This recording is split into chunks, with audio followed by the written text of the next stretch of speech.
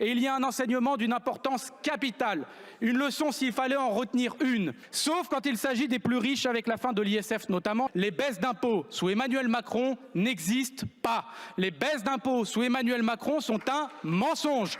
Parce que ce soit la taxe d'habitation, la cotisation sur la valeur ajoutée des entreprises, les exonérations massives de cotisations sociales, tous ces impôts ont été compensés, ils n'ont pas disparu, ils ont été payés par les Français via leur impôt principal qu'est la TVA. Et par conséquent, il n'y a pas eu de baisse d'impôts, il y a eu une reconfiguration de ces impôts et donc une reconfiguration de qui payait ces impôts. Et c'est là le plus scandaleux. C'est là que s'explique à la fois le dépouillement de l'État mais aussi l'appauvrissement généralisé et la destruction de nos services publics. Quasiment toutes les baisses d'impôts décidées par Emmanuel Macron ont été payées en réalité par un impôt sur la consommation de la masse des Français, des classes populaires et moyennes.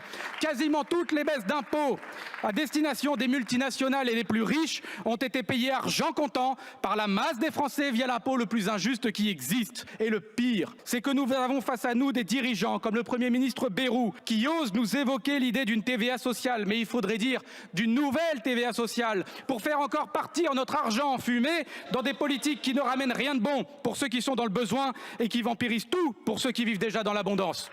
L'infamie continue, puisqu'une note du Trésor de 2024 nous apprend que sur une année comme l'année 2023, tous les Français ont payé plus d'impôts, sauf les plus riches. Je répète, tous les Français ont payé plus d'impôts, sauf les plus riches.